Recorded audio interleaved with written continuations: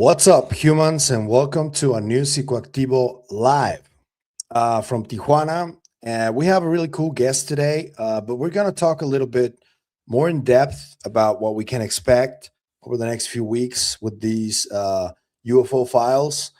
We all know that what dropped on Friday was not really that substantial in terms of new stuff, but it was very interesting that they're now at least dropping something, right? But yeah, there are a few problems that I do have with this drop that I want to talk to my next guest about because this guest has been on it for decades. He was part of the A.P.R.O investigative UFO investigative body, and he is one of the most seasoned people that I've known on this space. He was also in the Department of Homeland Security for many years, and I really like his takes. I really value his contributions to this space. So I want you to guys please welcome my good friend Allan Lavigne. Welcome to the show, Allan. Welcome back. Third time for you, right? Yeah, thank you very much for inviting me. I really enjoy our conversations and enjoy being here and sharing with your audience. Yeah, man. I wanted to ask you though, if you could, because there's a lot of people that are new to the channel. If you want to just give us a little summary of your background in A.P.R.O and Homeland Security and how you've been involved in the UFO topic. To those who don't know, hold on a little bit. To those who don't know, there's the first interview I did with Allan was where he explained his, I think it's an abduction experience, but maybe it's a contact experience. If you guys want to go check that out, please go to the videos, to the interviews in my channel, and you can check it out there. We're not going to get into that today, but if you could, Allan, please. Thank you. Hi. Yeah, I began my interest in the UFO phenomena in 1974. I got involved with the Aerial Phenomena Research Organization, which was founded in 1952 by Jim and Coral Lorenzen, who operated out of the Holloman Air Force Base until 1960. I began in 1974 and worked throughout 1980. I was in the right place at the right time and fortunate enough to investigate some of the most high-profile cases at the time, including Travis Walton, Colonel Jesse Marcel, Betty Andreessen, and worked with the likes of Ray Fowler, and it was quite an experience. And also, I had a couple of incidents myself in 74 and 79, which we've spoken about on this channel before. My last 15 years professionally, as Pavel said, I was working with the Department of Homeland Security. I was specializing in counter surveillance detection. I both trained and worked in the field, and I had a lot of experiences in the Middle East as well during that time. Spent some time in Israel, Jordan, Syria, Gaza. So this, I revealed my work first off to Richard Dolan about 4 years ago, when he did a podcast about A.P.R.O and asked, well, why didn't anyone take over A.P.R.O when Jim and Coral retired? I contacted, I said, well, it was supposed to be me, but I quit. So that's where we are today. Today I'm worked very closely with Richard. I've been working with him on his 3-volume books as an illustrator. I didn't do any of the writing, but as an illustrator. And we've got the second volume of that 3-volume series coming out here shortly, hopefully before the end of the month. Just to be clear, those are the USO books from Richard Dolan, right? Yes. You're the illustrator for all of that artwork. Yeah, I did over 250 some illustrations for the 3 books. And awesome. It's very comprehensive and a subject that is only now really getting the recognition that it should, and focus on the oceans and the possibility that maybe some of these civilizations actually live in our oceans and may have been there for a long time. Okay. Thank you for that. To anybody who doesn't know, if you want to go to the channel's little search bar, you just type Allan Lavigne and you'll find another two interviews. One he did alongside Richard Dolan, and the other one it was just him. And both are amazing conversations. Actually, my tab for interviews on the channel is you two, you and Rich Dolan from that conversation. I just love that one. Yeah, dude. So I wanna ask you though, how did you take the file release from last Friday? Because there's a lot of mixed feelings. I also have mixed feelings about them, but let's start with you. And what was that reaction like for your whole circle, you know? Well, it actually began a couple of weeks before the drop. And I emailed a number of podcasters, I believe you were in that batch, asking, I wanted to get the temperature of what people in broadcasting and in the community felt would be proof to them. What would, reality, what would proof mean? What to what level would they need to see things? I just wanted to get that temperature. And what I learned was really that there was no consensus. Everybody had a different standard of proof that they wanted to see. And basically it came down to they would know it when they saw it, what would make them believers. And I followed up a couple weeks later in posts and stuff, trying to temper the community's expectations to what they were going to see. And I've shared this even in years past, they are not going to show you, an alien sitting down for tea at the White House. That's not going to be a thing. And you have to put yourself in a mindset. What would be proof to you in other areas? I mean, do we have, spy planes? Do we have spy satellites? What are the capabilities of the Texas class nuclear submarines? They're going to give you a little bit, but they're not going to give you a tour. Okay. So I shared with people, temper your expectations. The information will be coming out, and there's more to come.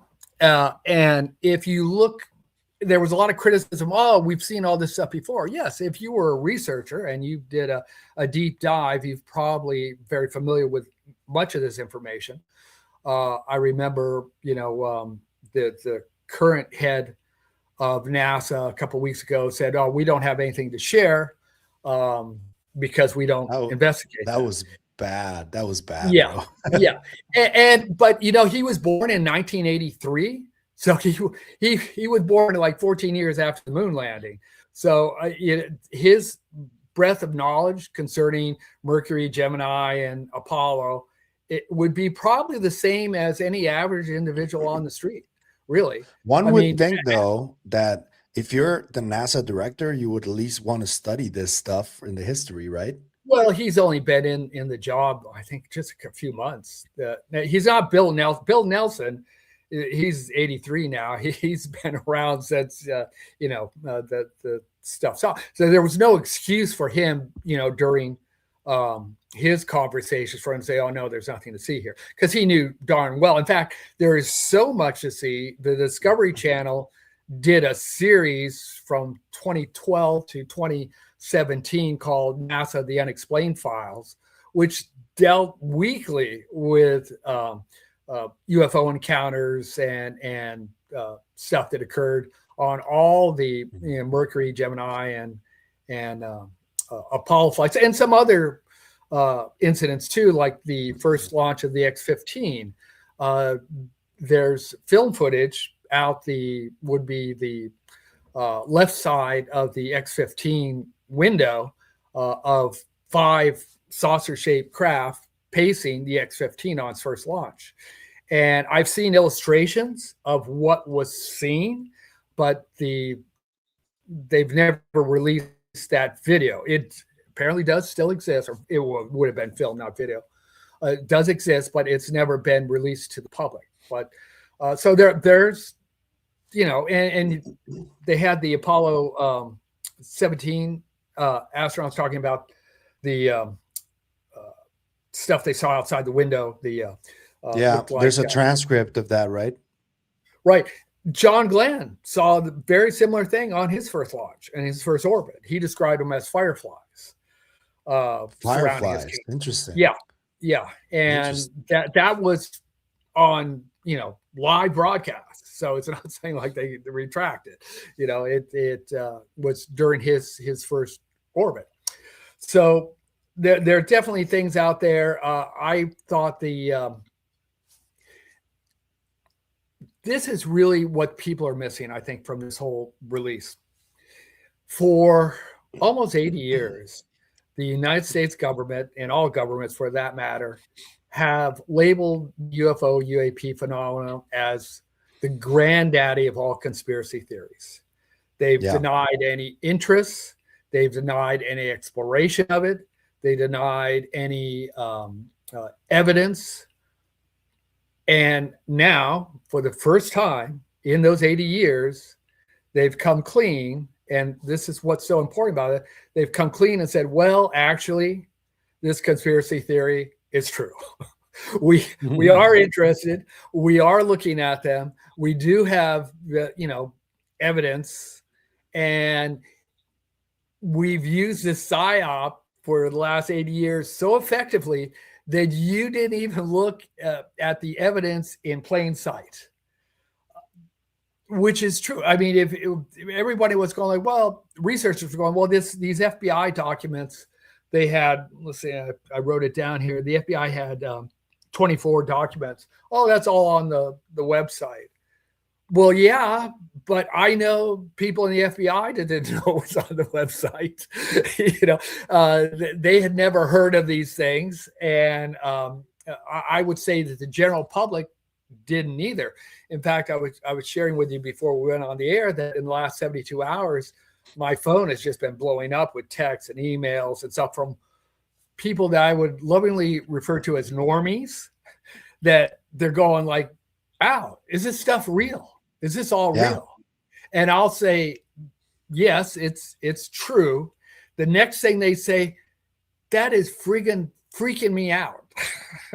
Yeah. So can they really, and I've mused about this for years. Can people really handle the truth? Can they really handle it? Because these are people that are in the military or in law enforcement, and they're going, it's freaking me out. This little tidbit, just documents, they're going like, oh, what? Aliens, UFOs? It scares them. And yeah, it does. So if they were to lead with 4K videos and alien autopsy photographs and stuff, I had discussions about slow rollout to catastrophic disclosure. Unfortunately, I guarantee before this is all over, we will have some type of catastrophic disclosure. Somebody's going to go to the mic and how do you see that playing out if it happens? So someone going to the House floor and just releasing stuff. I've been lobbying, as I shared for quite some time, pressing the Senate Select Intelligence Committee, who have heard evidence from more than 40 whistleblowers over the last 4 years, evidence within the illegal legacy program. And they've seen physical evidence, which would include photographs, film, signals information, radar information, and metamaterials. They've seen all this. But in the last 4 years, they have not acted on this. I mean, what the intention when people don't really understand the whistleblower law. They say anybody is talking about UFOs now, they say, oh, he's a whistleblower. Now this is a specific regulation. It's different from if you work in the CIA or the FBI or State Department. There's different caveats with what qualifies as whistleblowing. It's a regulation that permits an employee to report waste, fraud, abuse, or criminal activity within their department. But that information, once given to the Senate Select Intelligence Committee, is supposed to be referred to the House Special Counsel to be referred to the Department of Justice for prosecution. Now, there's also another caveat that if this involves embezzled funds, which we know this does, the whistleblower is entitled to a percentage of those recovered funds. And I know there are at least 2 whistleblowers who are very upset that this hasn't been, not because they haven't got the money, but because this has not been forwarded after the many years that they've, presented their evidence to the Select Intelligence Committee.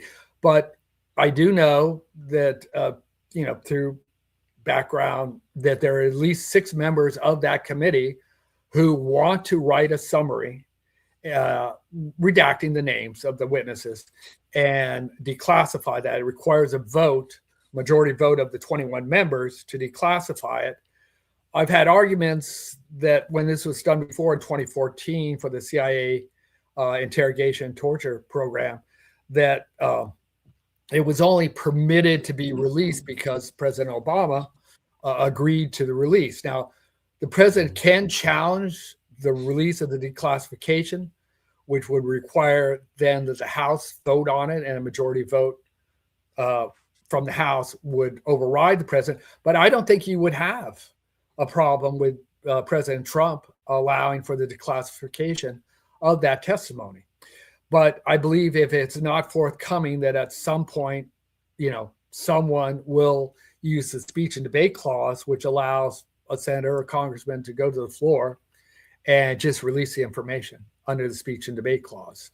To support what you're just saying, though, and this is something that really surprised me, is that I thought that, as expected, like Congresswoman Luna, Congressman Tim Burchett, Eric Burleson, those guys are already talking about this, right? But I hadn't seen somebody different, like a different representative, speaking about it. And like I just saw a video from UAP James. Shout out to UAP James, from Representative Subramaniam or Subramaniam. Sorry, I'm sorry to butcher that name, but let me show you the video, because I think this one is interesting because it's coming from somebody who he is usually not talking about this. And this is what he said. Let me show you. Sure. To what the Pentagon did Friday, releasing that new tranche of files related to UFOs. It's following the president's vow to be transparent on the issue. You serve on the Committee on Science, Space, and Technology, and you signed a letter calling for its release. Did the release reveal anything new to the public? No, I don't think so. I'm underwhelmed by the release, honestly.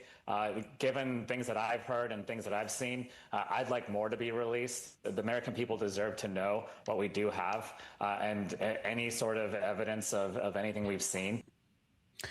So now we know. He's another one of those people who usually is not in it, but he's probably seen some really compelling stuff. What's your reaction to that?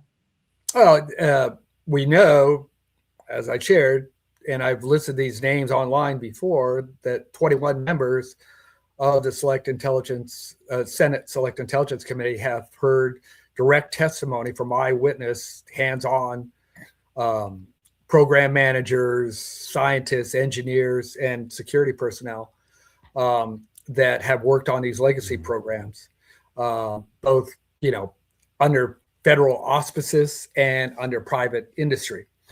And so they know. Some of them have spoken out about it. Some have denied knowing anything about it, though I know, I'm thinking of one in particular who's absolutely, no, there's absolutely nothing, blah, blah, blah. And I know that they want to, that the reality is, no, they do know and they want to release it, but they're just keeping their mouth shut, Yeah. And people ask, and you see this online all the time, well, why don't, someone like Matthew Brown or Dylan or said, just come out and spill the beans, or Lou or somebody. And the concern is, they'd be prosecuted.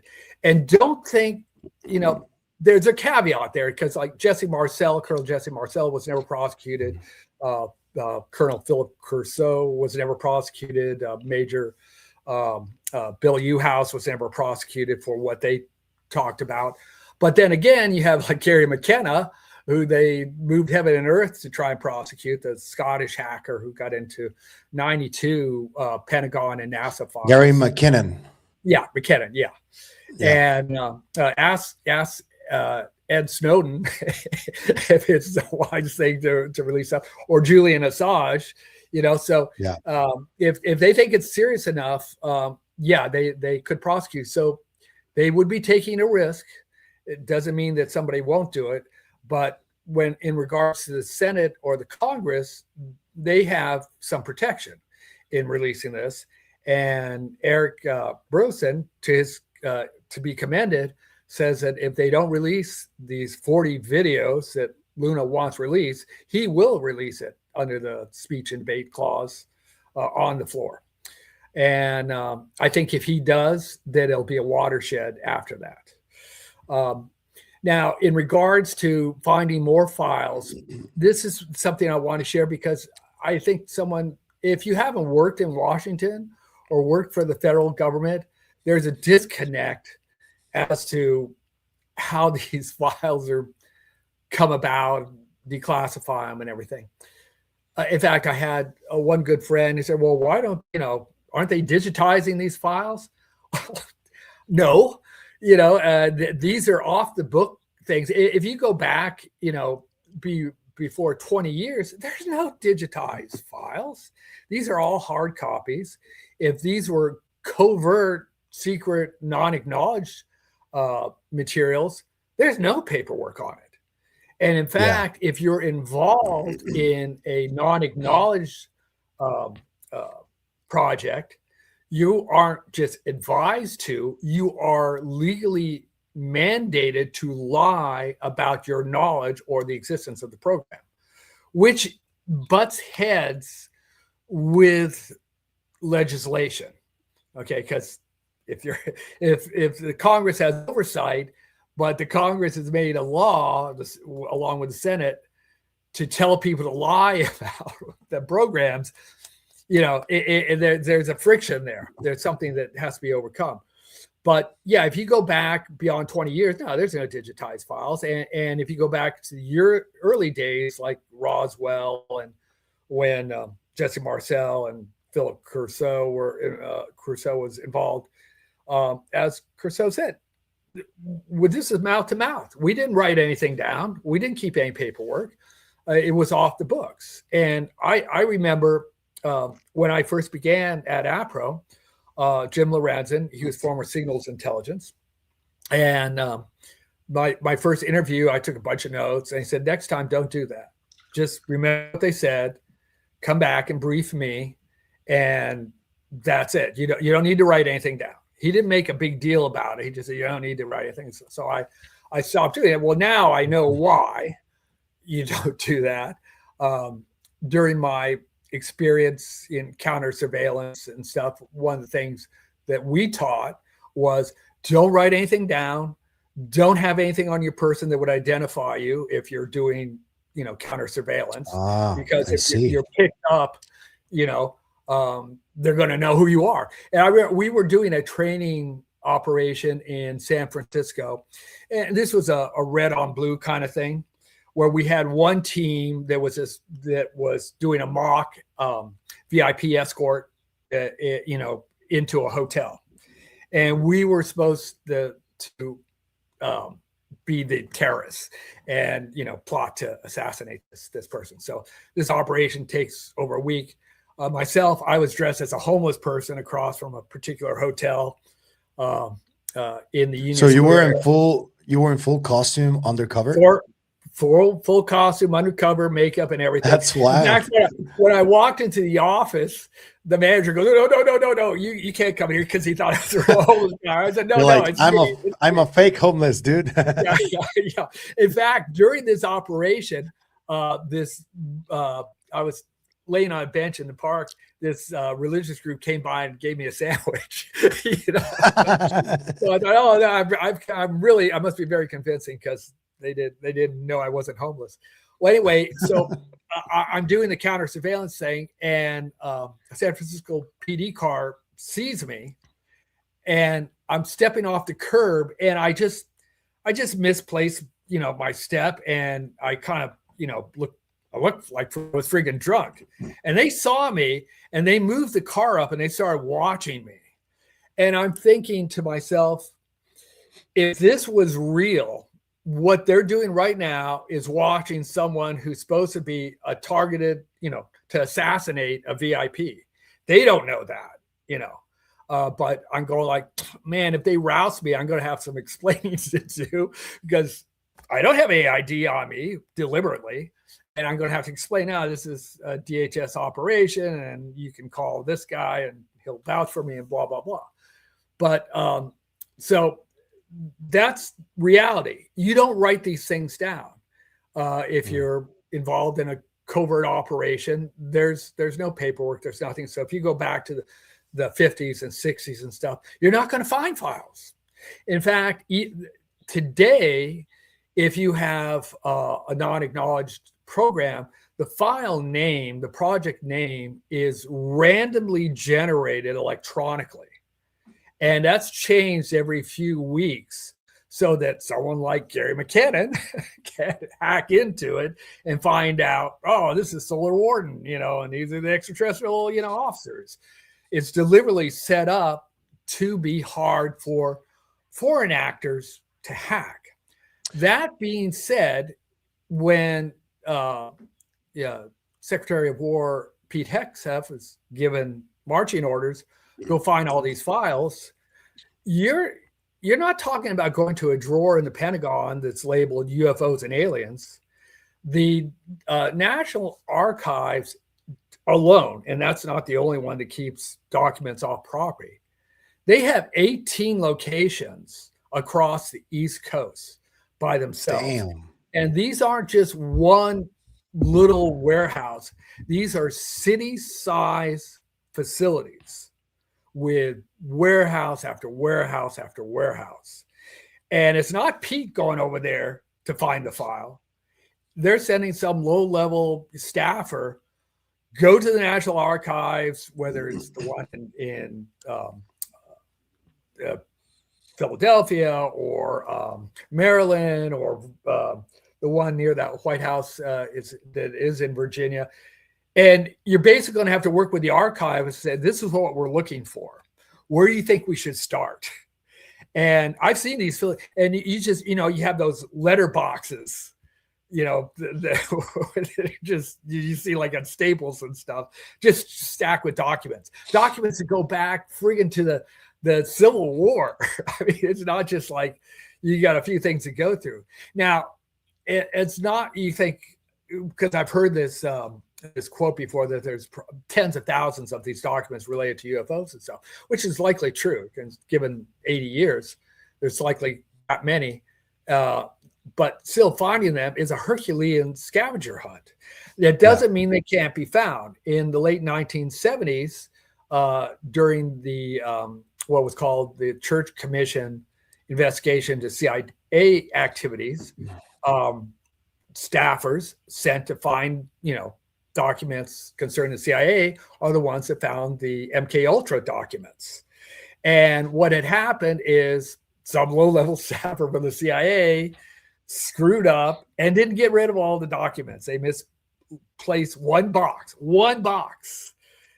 But if they had gotten rid of that box, we wouldn't have known anything about MK Ultra. But they left that one box.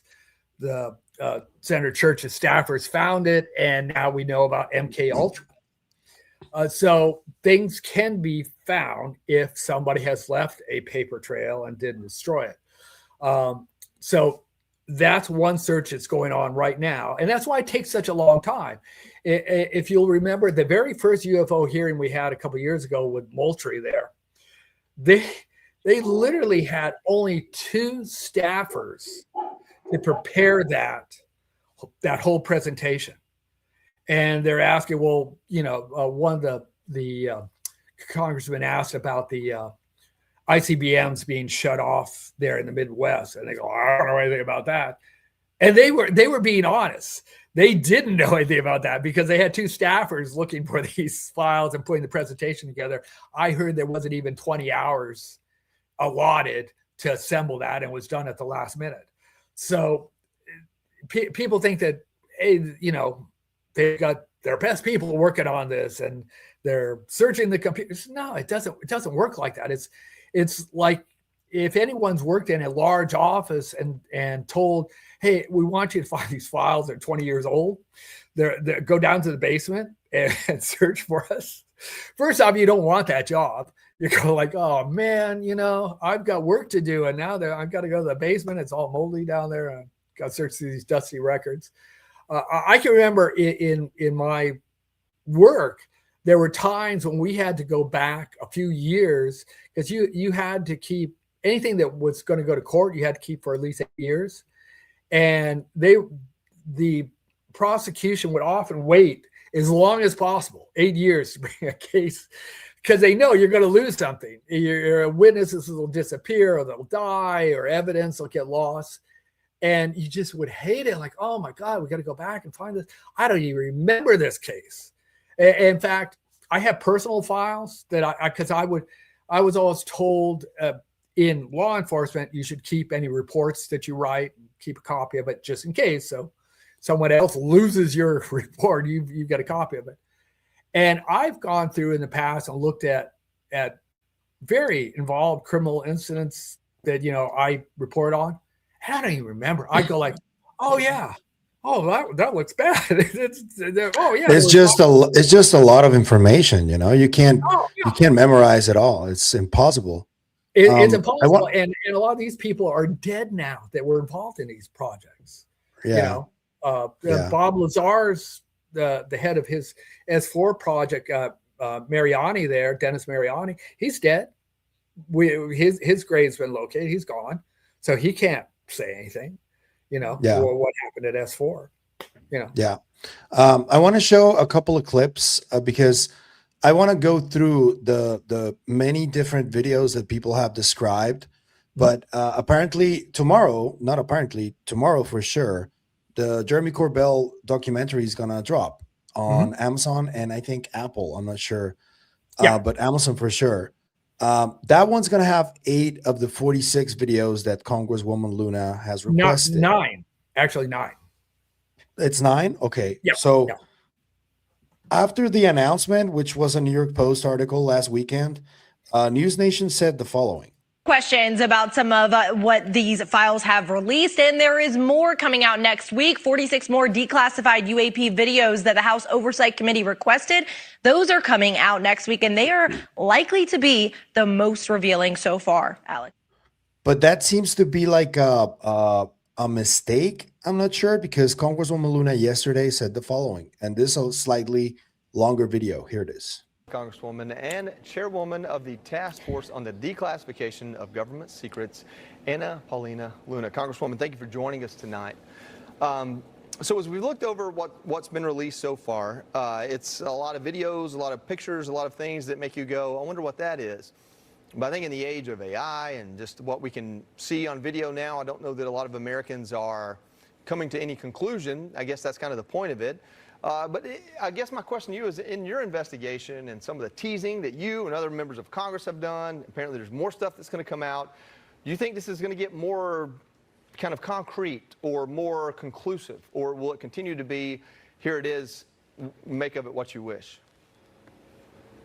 Well, to be clear, all the images that you saw in that initial rollout on Friday, these are not AI-generated images. As you saw, even in that video that you just played, there are redactions. So this came off of either military observation, aircraft, etc. And then, obviously, in the next 30 days or so, in talking with the Pentagon, actually this Thursday, we will obtain these 40-plus documents by name that we at the task force have been specifically requesting. As far as more concrete evidence is concerned, I want to be very clear about something.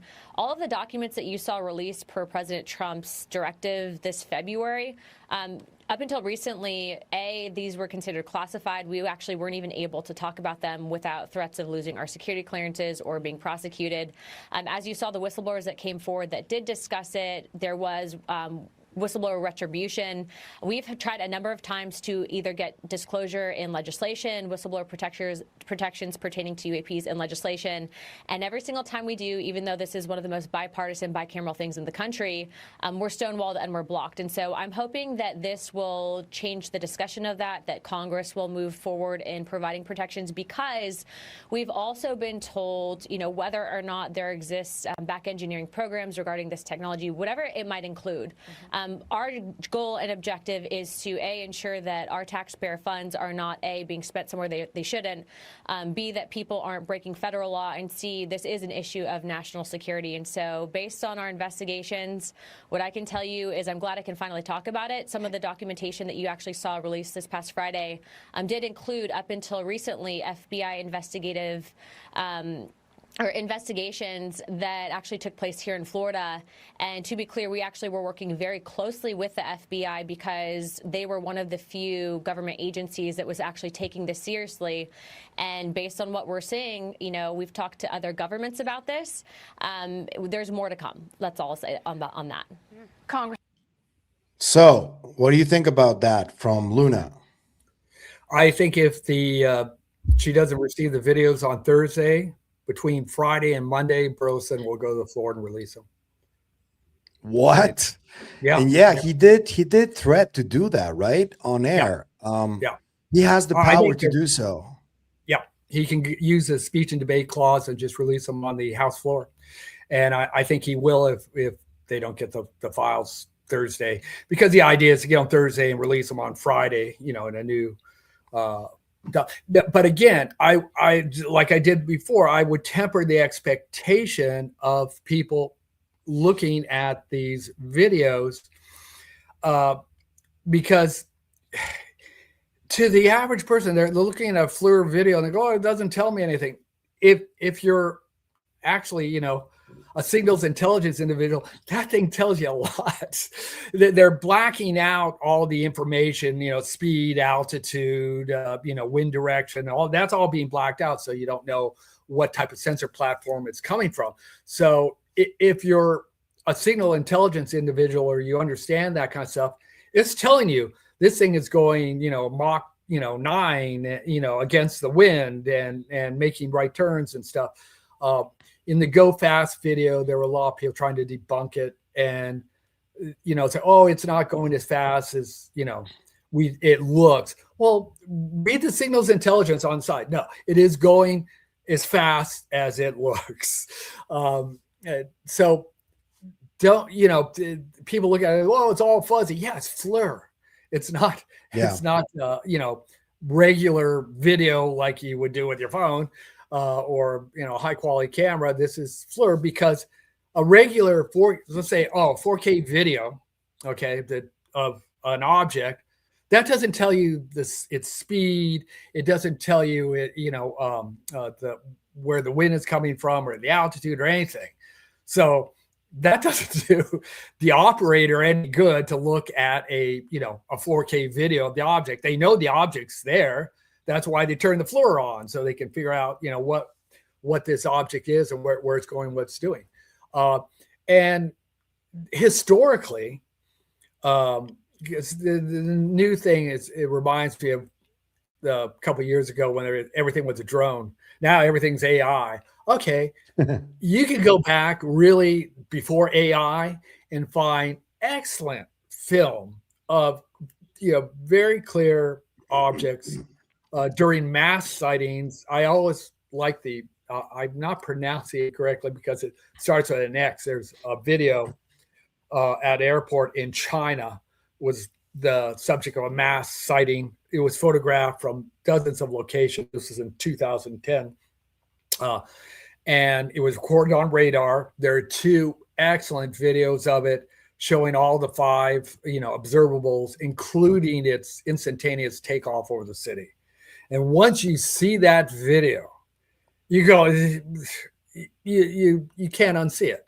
It's of my top 5 UFO videos. I think it's the best. The other one is a 2009 Turkish video of the UFO. Yeah, where you can see the occupants in the distance, right? And that was not that was not a one-time thing. That saucer came back over the course of 2 months. The film footage that everyone is most familiar with was seen by Dr. Roger Lear, who great researcher and the first doctor to remove implants to be analyzed. He was there when that was filmed, and was filmed by Turkish security personnel. And again, it was a mass sighting. It wasn't just one person in a rural area that saw this thing. So it comes down to really a normalcy bias. There's a term in psychology, normality bias, where people, they believe a certain thing, and there's resistance to that ever changing. They go like, well, it's always been this way and always will be this way. And there's a presumption within modern Western society that UFOs aren't real. And that's it. And that's not going to change. I often relate it to Marco Polo's return from China. He didn't come back from China empty-handed. He brought back compass and gunpowder and movable type. And it was 200 years before they believed him, that there was a civilization older than European civilization with high technology that, in medicine and the sciences, they just didn't believe it. They believed that they were the apex of civilization. And that's what we're facing now. It's not that the evidence isn't there. It is. I mean, you don't even just take a day or two to look at like UFOs in the national security state that Richard Dolan wrote. You go through there, these documents that were released the other day, the 24 from the FBI, that's just the tip of the iceberg. They didn't have in that FBI tranche of the March 20th, 1950 memo to Hoover, talking about the recovery of 3 saucers by the Air Force with bodies in them. And Hoover was demanding that they get access, the FBI get access to it. That's been on the FBI reading room since the early 80s. Okay, so it's the most searched document within the FBI files, even more than any of the Kennedy assassination files, is that one document. And so it's just going to come down. Not everyone is going to get to see a UFO or interface with an alien. I'm sorry, but there have been thousands of people that have. And many of them have brought the receipts. They've had implants or physical evidence on their body or physical evidence, other witnesses. I was listening to Jesse Michaels' podcast with the Allegheny River abductees. And I would share, anybody listen to that 2-hour podcast. It's a great podcast. And this happened in 76. We didn't know about it when I was at A.P.R.O. It didn't come to light until the middle 80s. But the 70s were certainly a time when there was a great deal of focus on abductions. It seemed to really be a lot of them. But they had physical evidence, on their bodies, and it's something that, not everyone's going to experience that. Not everyone has seen a polar bear in the wild either, and you're not likely to. That doesn't mean polar bears don't exist. So there's going to come a time when society, civilization has to contemplate, are we the apex? Are we the best, here? Are we even the premier civilization on this planet. We were talking about Richard's book on USOs, and there's a lot of speculation now that maybe these one or more civilizations may live under the ocean. And people, oh no, we'd know that. People don't understand. This planet is 80% water. Okay, land is only 20%, and we have 8 billion people on the land. And oh my God, 8 million people, it's overcrowding. If you took and put 4-bedroom houses, filled the state of Texas with 4-bedroom houses, you could take all 8 billion people and put them in Texas. They would be really close to each other, but yeah, you're right. Yeah, that's a small portion. Now imagine the other 80% of the planet. How large of a civilization could be there? Years back, I thought, oh, these are just explorers coming to visit the planet and do experiments and stuff and going back to their own planet. Over the years, the evidence didn't support. There clearly are some that are doing that, but more and more, given the number of sightings and where they're located and stuff, I began to go like, maybe these guys are already here. Maybe they do have colonies in the ocean. And what we see, their craft and stuff, they're just going from ocean to ocean. They're just doing their thing. And people go like, oh, they're observing us. If a deer strays into the road when a car is coming, does the deer think, oh, God, look at the lights are coming. Oh, they must be observing us. We must be fascinated to that thing, and he runs off the road and tells the other deer, oh, there was these lights and this noise, and they must think deer are fascinating because they almost hit me. Another analogy might be in the Amazon. Of course, there are these tribes that are have never been contacted. They're still living in the Stone Age, and anthropologists do use satellites and drones to study them and see if their populations are evolving or developing, and they map them in the Amazon, some of them, not all of them. But these people have no idea anything about the Western civilization, cell phones, electricity, whatever. People are always saying, well, why don't these aliens contact us, and tell us about 0-point energy and anti-gravity? We don't tell these guys in the Amazon about electricity. We're not bringing them cell phones. We're not trying to raise their spiritual consciousness, to another level so they can come to the big city. I presume that that's what we're looking at here. We think that we're on the same level with these guys. They may look at us like a troop of chimps. We're not going to East Africa and trying to, hand out laptop computers to chimpanzees and teach them how to use them.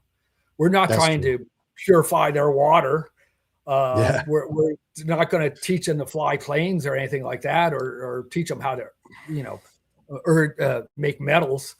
So this could be the situation that we're in currently. They might abduct someone and tag them like we would, an endangered species, and we may be, given the population decline. And that's in fact, that's what they told Betty Andreessen. Now, this is another thing. People, why don't they tell us what they're doing? Oh, yeah, they have many times. People and the Ariel school case, they also told people what they were doing. Well, they told children what they were doing. There are 4 scenarios. The first one is get rid of your nuclear weapons, which I give a resounding no to. It's like telling a police officer, drop your gun. Okay, well, trust us, bro. We're gonna keep our nuclear weapons. Next question. That may be the only thing that's stopping them from doing something hostile. So we're gonna keep the nuclear weapons. The other thing that we're always talking about is imminent environmental catastrophes, that we're ruining the planet. We're doing something. We're polluting the planet. or the third one, that there is something that's going to have a big earthquake or volcano or comet's going to strike the earth. And the fourth one that they talk about is you're dying. You know, your civilization is dying and we're preserving it. This is what they told Betty Andrews. And she was actually, her abduction actually occurred in 68, but we studied it. I was working with Ray Fowler through A.P.R.O in 78 through 1980. And they told her that someday soon, we wouldn't be able to reproduce, and they wanted to preserve, as they put it, our seed. Now, if you look at statistics starting in 1968 to present date, you see a huge downward, population decline. It's just huge, and we're now at below refurbishing our population here in the United States. It's worse in other countries. China and Indonesia. Japan is going through a horrible time right now in terms of population decline. Yeah. And so that may be their reason for abducting and tagging people. Also, too, something that I was just kind of an aside, because my what I'm familiar with is the Greys, and obviously, these are automatons or robots or whatever. I don't think so, because why would they be trying to hybrid people with Greys? If these were kind of like androids rather than a life form, you're not going to hybrid an android. I believe they may be growing in a test tube. They may not procreate like we do anymore, but I think they're biological agents. And also, too, another thing that I'm hearing more and more, two things that I think kind of funny. One is they're also describing them as naked, and that's something new. They had no genitalia. Well, we have a number of incidents where they actually had sexual relations with humans. Yeah, the Vilas Boas guy, he had intercourse with a female alien, allegedly. Yeah. So, and some that goes way back into the 50s, and the Australian guy there, he actually had physical evidence. They had some hairs that he preserved, and so I don't know where they're getting. They have no genitalia and they're naked. And I don't know. That's something new, because in all my interviews, things have been fully clothed, and even some have been described as they had either a sense that it was a female, or they had female attributes like breasts or something. I remember in interviewing Travis Walton, he described, there were three, and he described two as he thought were male and one as female. These were the Greys now. This is before they left the room. And it's interesting that when the humanoid looking alien came back and was escorting him out, when he went into the next room, there was another male and a female humanoid looking, not Grey. I'm thinking maybe, in fact, these were the three Greys he originally saw, and they're just, screen memorying him, like they do with some people. The common one is they think they saw an owl when it was really an alien, or they saw some other creature with large eyes, and they don't see it as alien. I'm thinking, they looked into Travis's head, saw what would be calming to him, and they had this kind of almost Buck Rogers look with the helmet and blue suit and stuff, and he saw two men and a woman. So there are descriptions of some of these creatures as having different sexes, but that's kind of an aside. But I just wanted to throw that out for the audience, because you hear so much stuff today. This is really a golden age. I haven't seen so much information on UFOs since the 1970s. People don't realize that back during that time, even though there were only three networks, and you got all your news in either a local newspaper or whatever magazines you could get, and the only big magazines were Life, Look, Life magazine, Look magazine. That was it. Those were the big ones, and like the moon landing you saw these pictures that NASA released of the moon landing. When that happened, you couldn't get it. Wasn't that the pictures were censored. Where were you going to get them? There was no internet. I have, and I still have it. It was a dozen commemorative photographs about the moon landing, pictures that were taken in '69 of the moon landing. And I literally bought that at a grocery store at the magazine rack there. And NASA, it was like a promotion thing. They're glossy 8x10 pictures that in connection with Time Life magazine, whatever. And that's the only way you were going to see those pictures back then. There was no place to see these things. But they've been available in the NASA archive, files. You could go online and see these things. And lights on the moon, that's, for researchers, that's nothing new. And I've seen pictures of lights on and above the moon. They call them moon pigeons. That was reported by the Apollo crew, where they would see these things that looked like pigeons flying over the moon. They weren't pigeons. That's weird. Yeah, and you can see those things online. They're not censored. They're out there. There are a lot of, interesting structures, and you have Carl Wolf, who's now deceased, killed in a bicycle accident. He was a NASA photo repairman, and he saw pictures of bases on the dark side of the moon. This is back in the I don't remember, it was in the late 60s, but around there, late 60s, early 70s. And he said that the structures were just as clear as anything. Because the pictures you see even today that NASA does put on their website of the moon and Mars, those are, I hate to say dumbed down, but the resolution is reduced. Yeah. Because we don't want foreign, entities, although I'm sure they have better pictures. There's a recent video that Jesse Michaels released on his X account. I did a video on this of astronaut Eugene Cernan, who was talking to a NASA historian from Japan, and he told him that he saw also structures in the moon. That was a huge drop from Jesse, I think.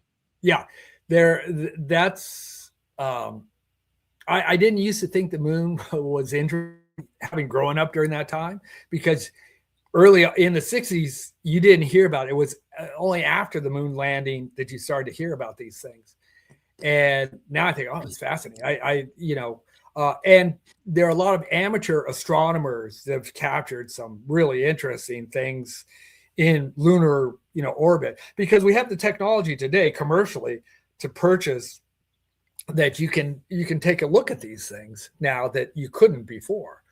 But NASA reduces these, the clarity of these images, supposedly to prevent other nations from knowing how good we can do it. But talking about NASA and their secret space force and stuff like that, the first three spy satellite missions, Corona, Gambit, and Hexagon, those satellites were built here south of San Francisco, and they were placed on rockets that were supposedly to test animals. They called them the monkey castles.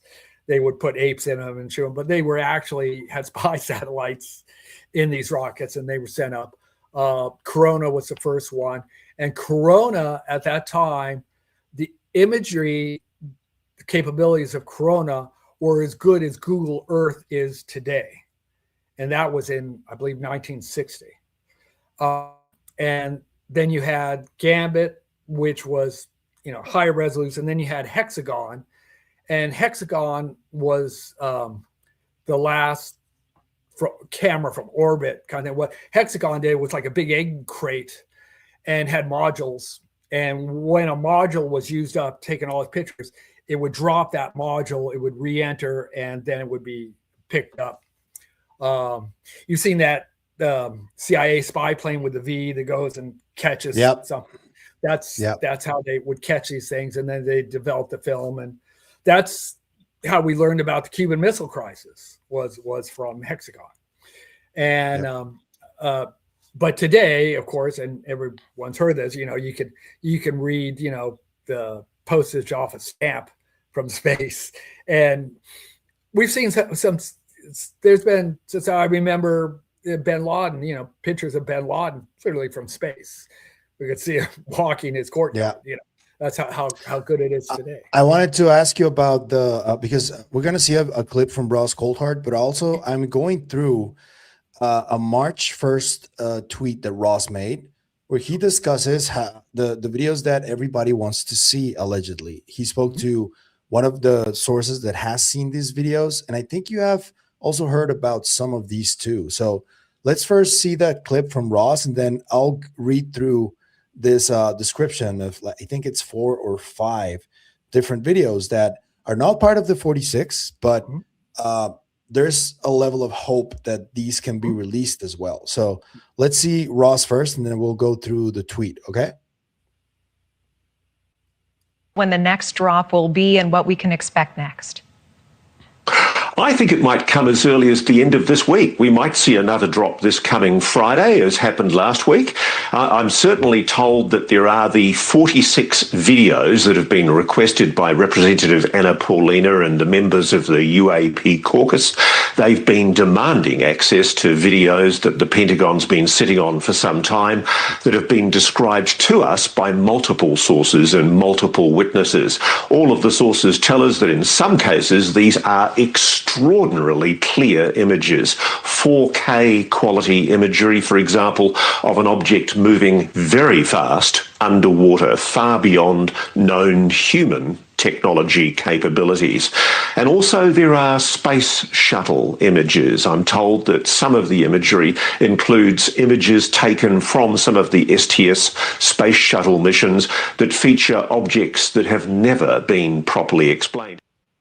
That's something that I actually reported on last week, just before the drop, that there was going to be International Space Station footage.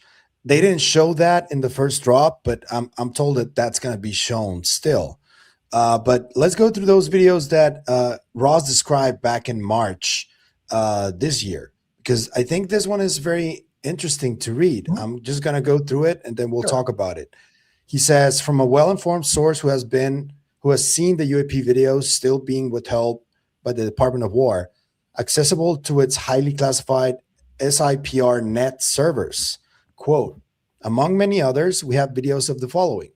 I have personally seen this one on SIPR, a video from 6 years ago from the Persian Gulf, full color, daytime, of a white orb with plasma aura around it, flying out of the water near a tanker.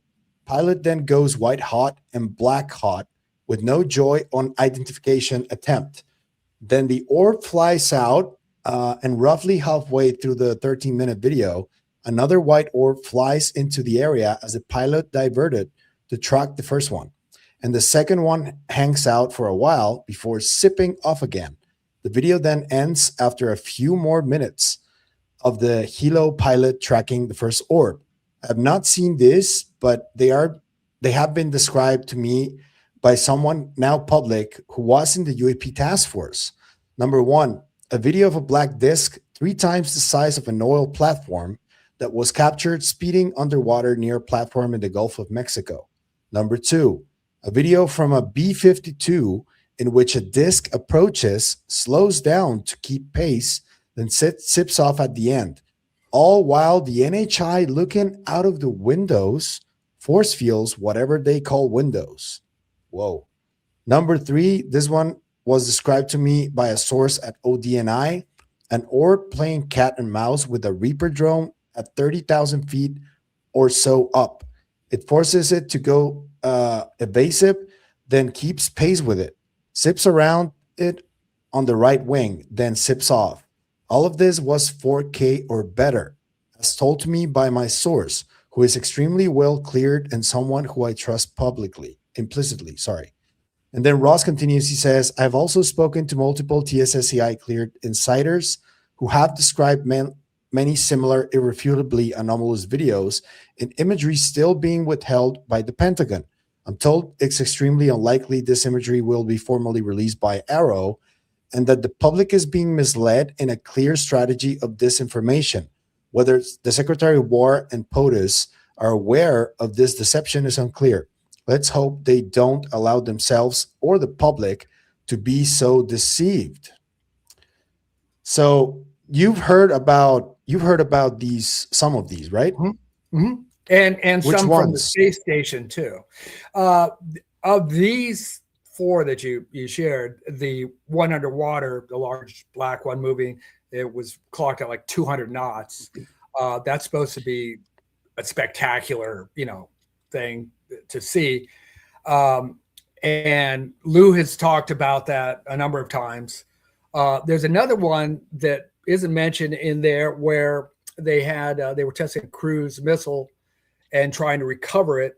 And this was near an oil platform as well. And when they went to recover it, an enormous UFO came up, grabbed it, and went back down with the thing as the helicopter is trying to recover it.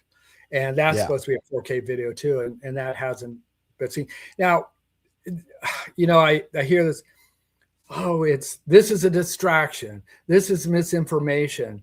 They're not going to, this is typical Washington throwing this stuff out. So people it continues to stigmatize this information, continues to ridicule this information, or you're being misled, you're being lied to. The president doesn't really know the truth. Of course he does. They have access to not only what we see, but much more. So they do know the truth. The challenge in Washington, and this is not just involving this, it's their turf wars. If you go to the Pentagon and say, you're Congress, you go to the Pentagon and you say, I want to see this UFO video. It's just like pushing against your dog. He's got to push back. As soon as you push him, he's going to push back. Same with Pentagon, because they know if they just go, yes, ma'am, yes, sir, and give you the information, next time it's going to come, we want to audit the Pentagon. We want all your records. And they're going like, oh, shit. We want to know this, blah, blah, blah. So there's all this resistance. It's not just there. You go to the Department of Transportation or the Department of Education and ask them for records or files or whatever. They're going to go, hell no. They're going to make it as hard as possible, because these bureaucrats know if they can only stall long enough, these people are going to be out of office and it'll stop. And they've depended on this for a long time just to keep business as usual. Again, it's not about just ending, stopping this information from coming out. It's about protecting their turf and also protecting their paycheck. Because there are, I like that. There's a quote from first RoboCop movie when the CEO is chastising the entrepreneur, about him killing his program and getting the RoboCop program going. He goes, he says, so what if it didn't work? It was worth millions of dollars of contracts to the government. Mm-hmm. And I heard that same sentiment in the Admiral Wilson notes coming from presumably Lockheed when they said, oh, no, we haven't made any progress over all these years. But they were getting millions of dollars for this thing. And they said, oh, yeah, we put it in storage for a few years. When technology comes about, we pull it back out, we look at it again. They're still getting millions of dollars for something that they're not doing anything with. It's worth, so what if they can't figure it out? It's worth millions of dollars.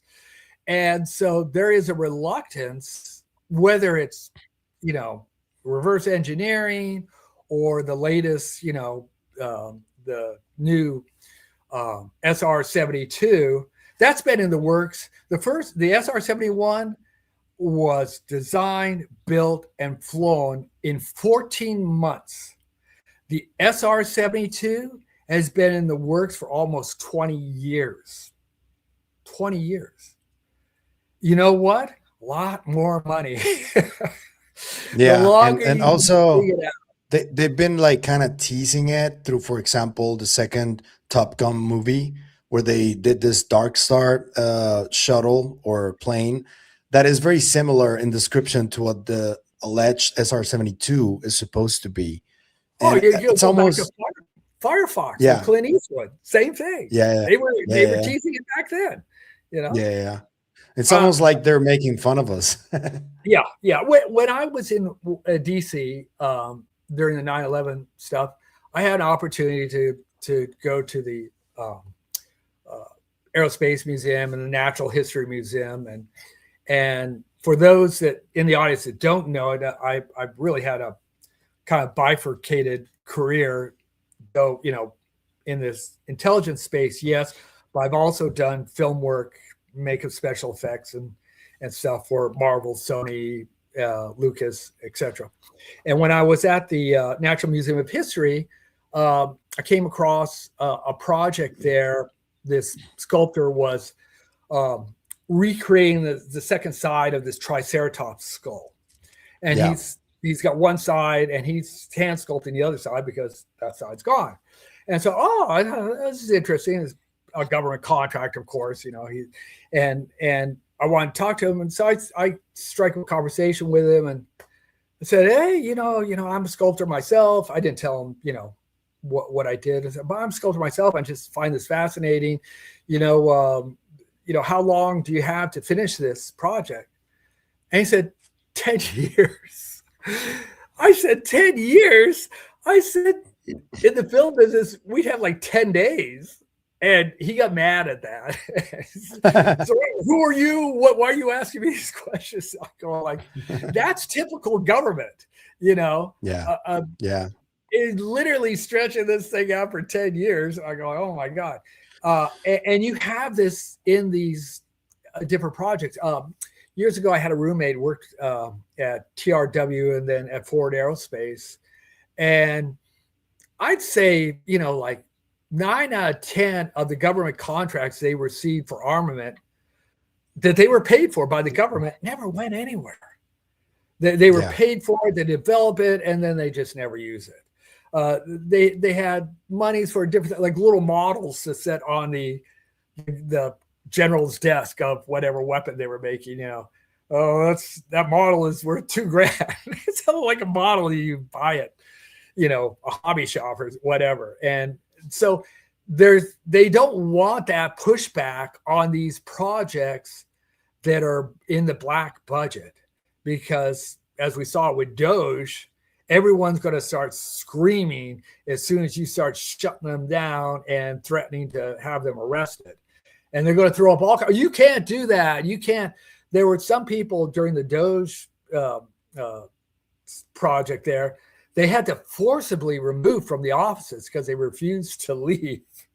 You don't have any authority over us, and we have permission from Congress, blah, blah, blah. And you get the same, you definitely get this at the Pentagon. For those who've never been to the Pentagon, I mean, oh my God, this thing is just friggin' enormous. I mean, you can easily get lost in there. They have like stripes on the floor to direct you to different offices because you couldn't find them by themselves. Everything looks the same. It's all these military green doors and stuff. And you wake up any place in that thing and you wouldn't know where you were. And that's why I'm saying about these files is it's not a one-day task to just go and find all the alien, UFO files. But I think as we go forward, as long as there's interest amongst the public and pressure within to the elected officials to release this information, it will be released. But for anyone out there who's not convinced today, will these 4 videos that you just mentioned move the dial? No, not for a Mick West. I was sharing about that Chinese video in 2010. If you see that video, there's no doubt that's an alien craft. There's no doubt it's one of those cigar-shaped ones, and you can see the windows and shining lights down, and it has little orbs orbiting around it. And then when it goes over the city, it stops at one moment and just poosh, shoots straight up at, you know, a blink of an eye. That's not Russian. You know, it's not an American craft. You know, they're not lavender in color like this thing was. So will these videos make the difference? Not to people that aren't ready to accept that we may not be alone. No, it's not going to change for them. One I would really like to see is the one with the following the B-52.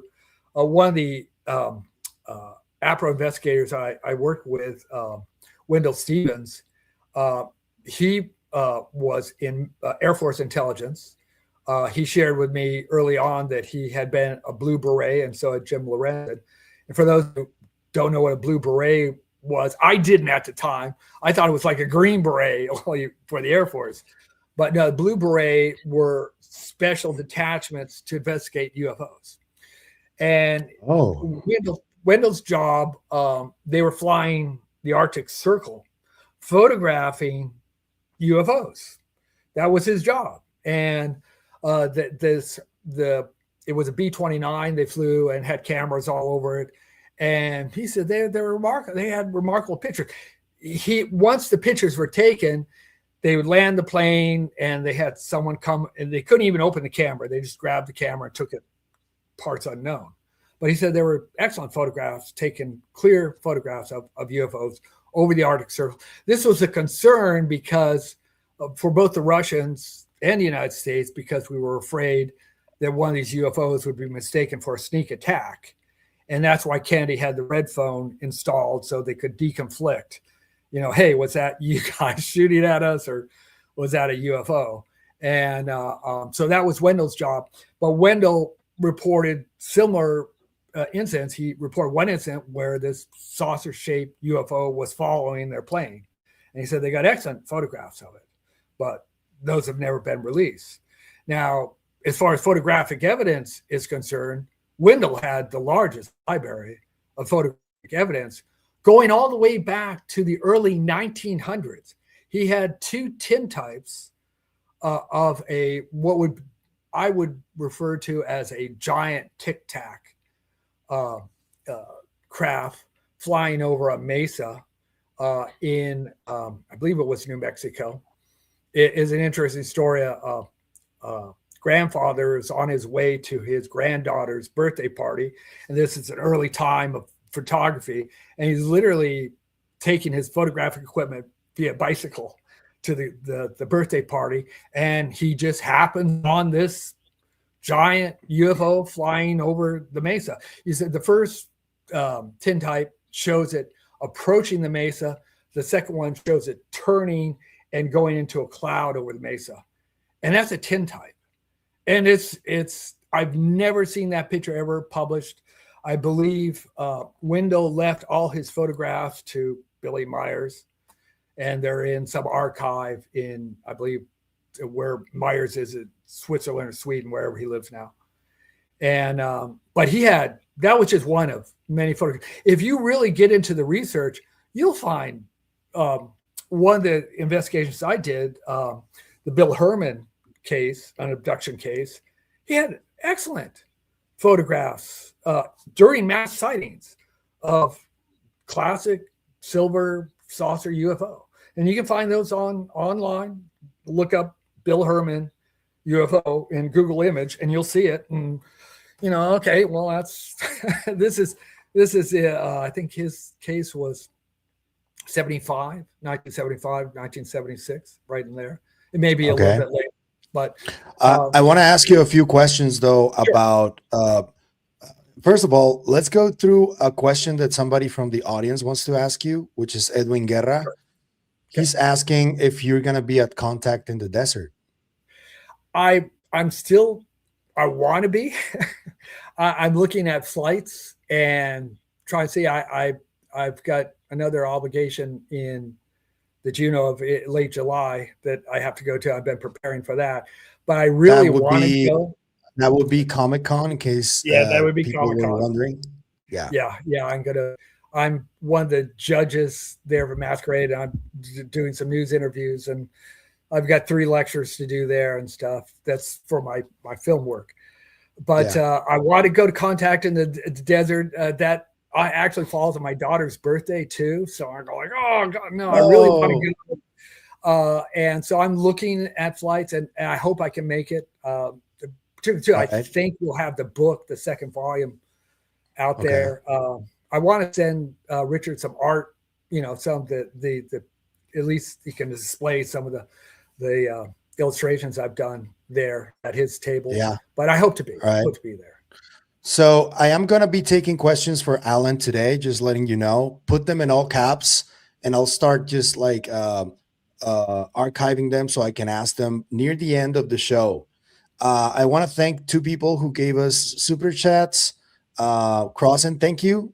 And Tijuana Border Jumper, thank you for the support.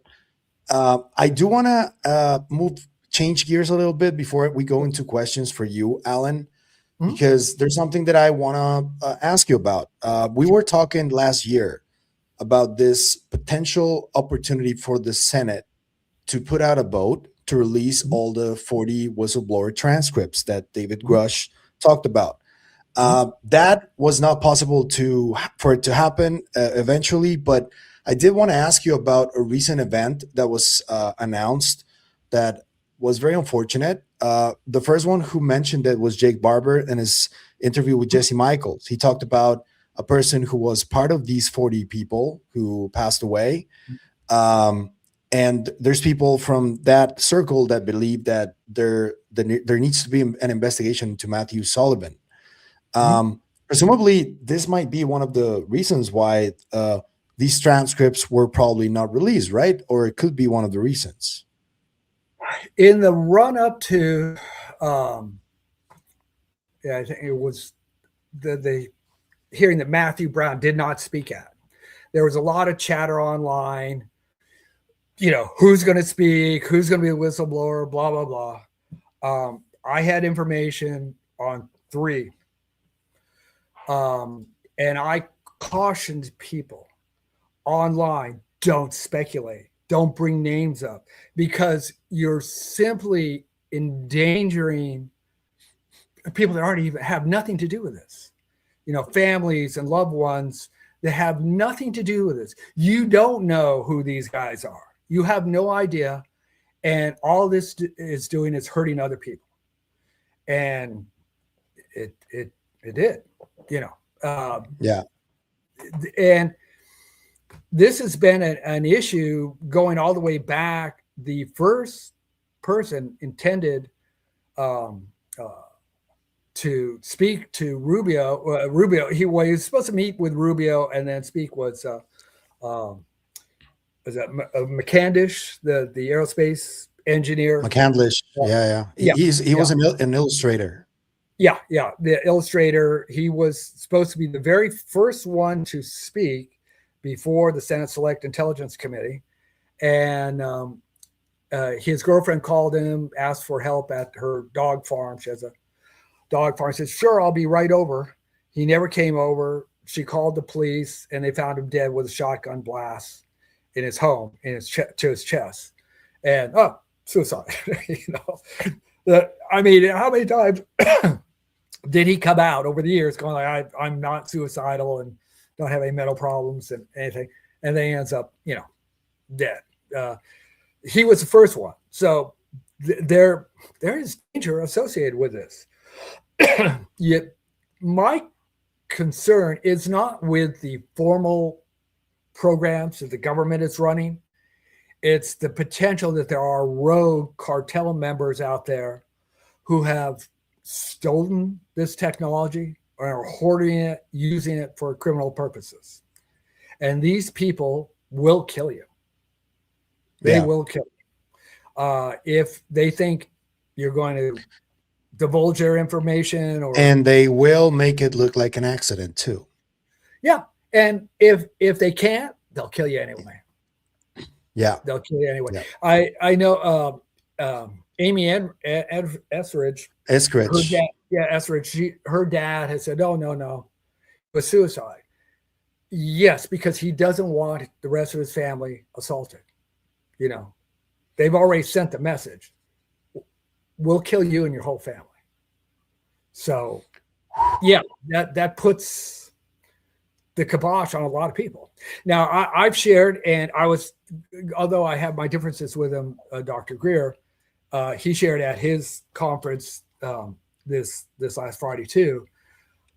U.S. Marshal Witness Victim Protection is available for these whistleblowers. They simply have to apply for it. They need to get their attorney to speak to the U.S. Marshal Service and get them into the program. Now, there's some people, particularly military guys, I don't need that. I can protect myself. And good luck with that. You can't protect yourself 24/7, and you can't protect all the people you know. So, but there are people that are reluctant to go into the program or be involved with the program, but it is offered. This stuff about legislation to the Whistleblower Protection Act, what they want to do is extend that to government contractors. And all that does is, that's like an HR thing, that's like, you're going to have a strong letter in your file, from HR at the State Department. No, that's not what they're concerned about. What they're concerned about is someone burning their house down in the middle of the night. That's what they're concerned about. And that is available to people that are in this position. And I urge them to do it post haste, to get involved with that. It's available to them. Do it. There's it's inconvenient, but Yeah. There's another case that I've been trying to look at for a little while. And this person is the one that Louis Elizondo and Christopher Mellon are on record saying that he was supposed to talk to them. And then right before they were supposed to meet, he also passed away. And this was, I've been trying to look into the case a little bit more. I know that this guy was from the Department of Energy. He was working for the Department of Energy Inspector General, looking into these topics. And when he passed away, Lou released a video where he alluded to it being probably prosaic, but there is this feeling that it was very weird that he passed away right before they were going to speak to him publicly. And I've been like trying to find out who this person is, because if there was something to like, for example, I managed to find his obituary, and in the obituary, people who wrote the obituary, they talk about his deep interest in UFOs and how important it was for him. So people who loved him and knew him were very aware of the activities he was doing. And something that I was told about him is that he was going to talk to Mellon and Lou about how people from within these programs are also experiencers, and they're all like aware of the reality of, for example, remote viewing and psi abilities and all of this stuff that is, I think, linked to the whole topic of UFOs.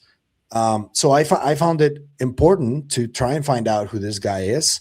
I just want to ask you though, I've been like sort of struggling with probably releasing the name of this person, and a couple of clips that I have from him from old interviews where he talks about his work at the DOE and about UFOs.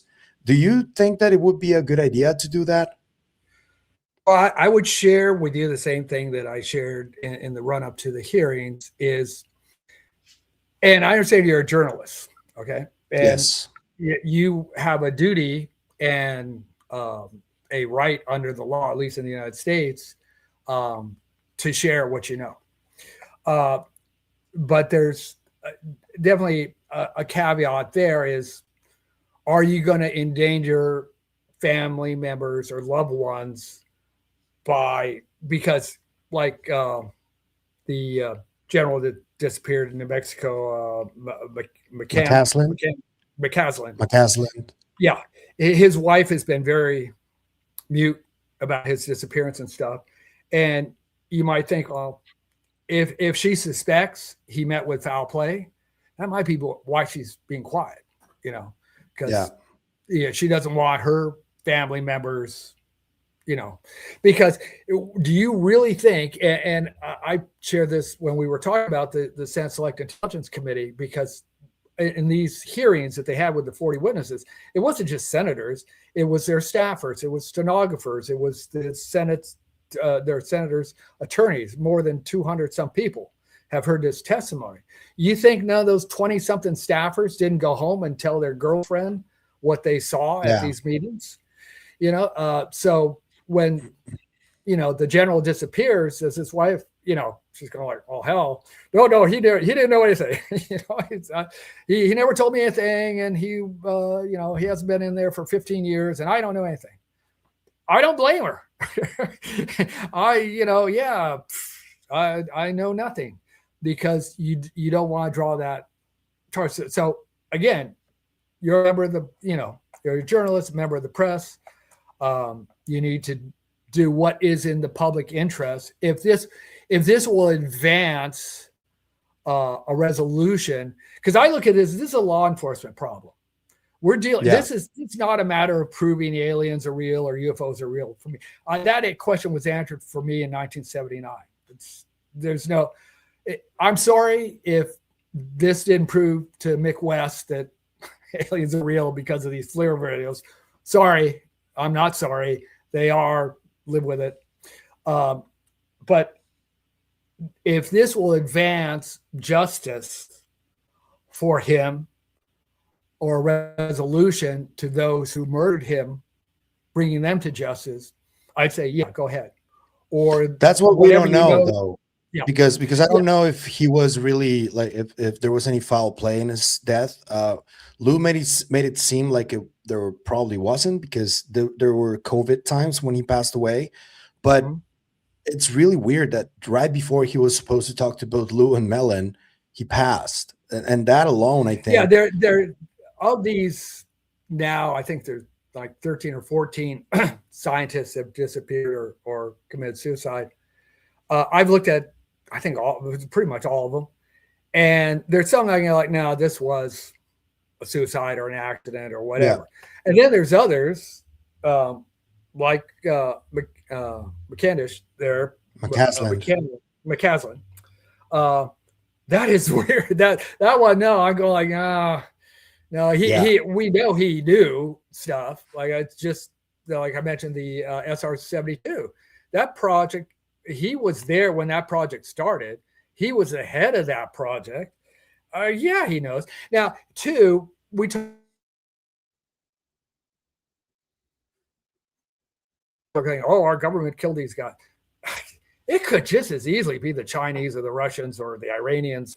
There are more than a dozen nuclear scientists that were killed in Iran just before conflict began. What you think those were all accidental? Yeah. No, this does happen.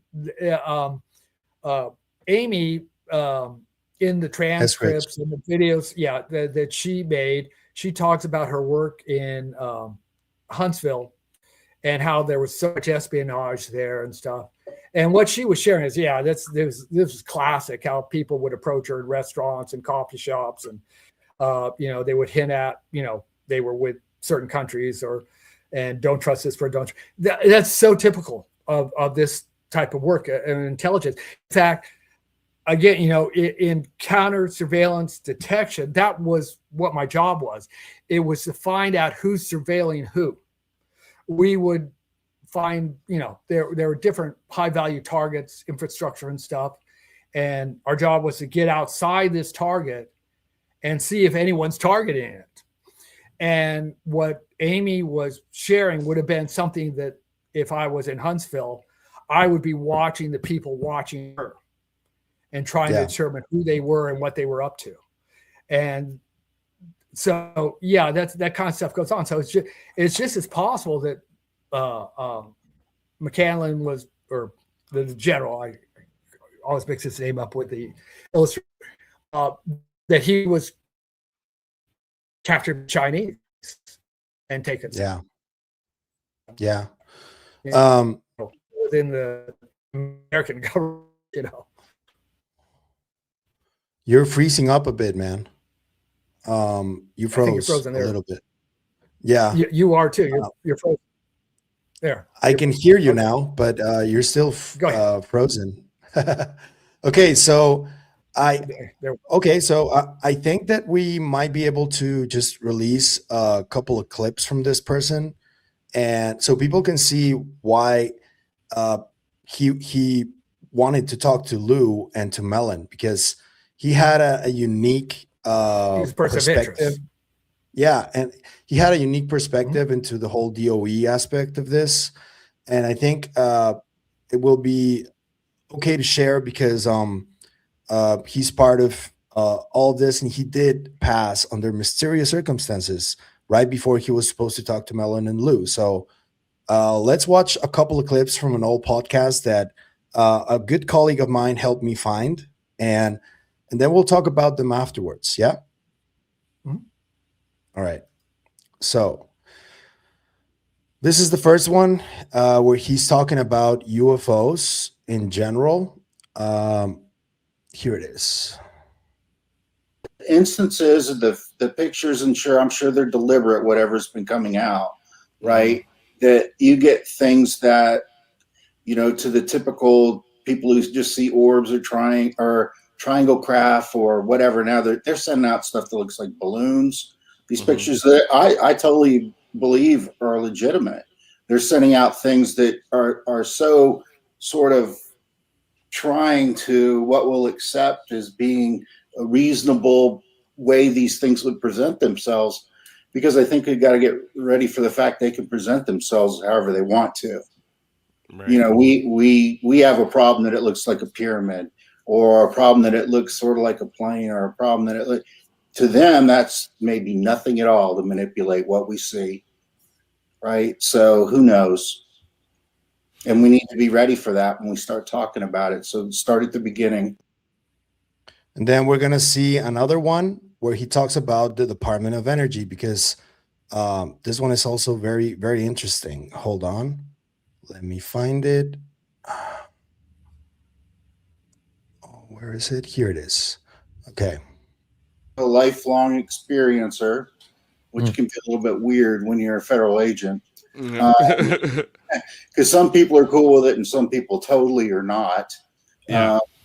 And I'm hoping to provide what I can, sort of as background to understand, how the system works internally. I mean, Lou's great at his intel stuff and everything, and very knowledgeable, but I may be able to kind of explain how the IGs work behind the scenes.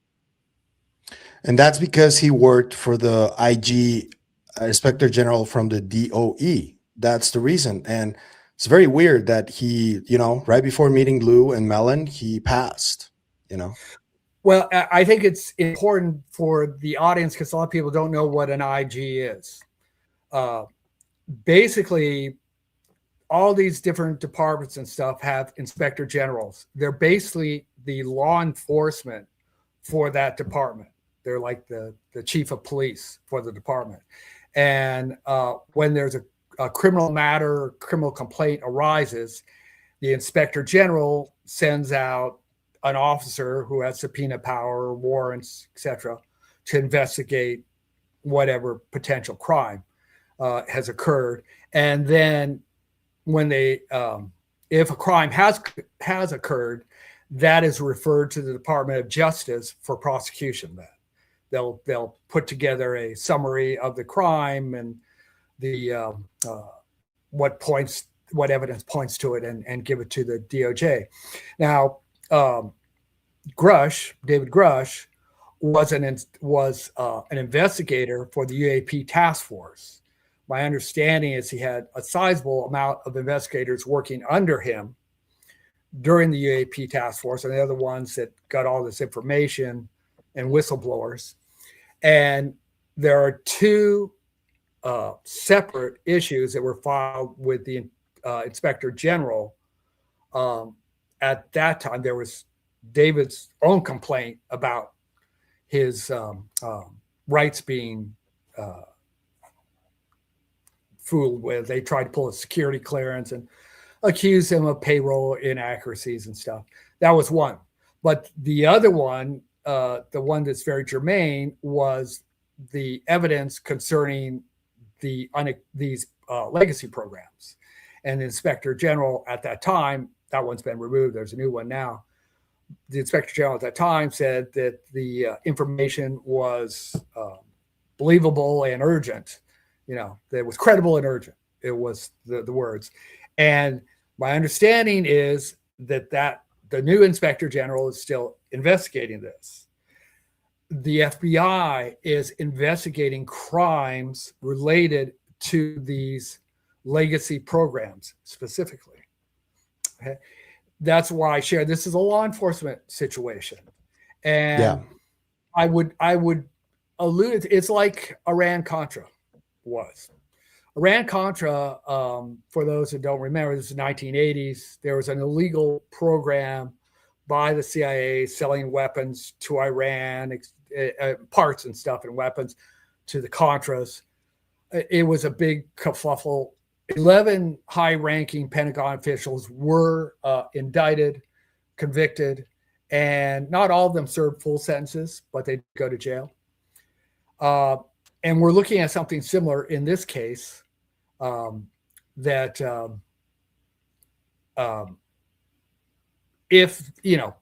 the evidence can be found that these people are doing this stuff illegally, unsanctioned, stealing money, threatening people, murdering people, hoarding this technology, those are the people we want to bring to justice right now. We're not talking about something that's going to be found in the National Archives. These aren't the kind of things you write down, okay? The kind of stuff that Michael Herrera saw in Indonesia, or Wiggett saw in Peru.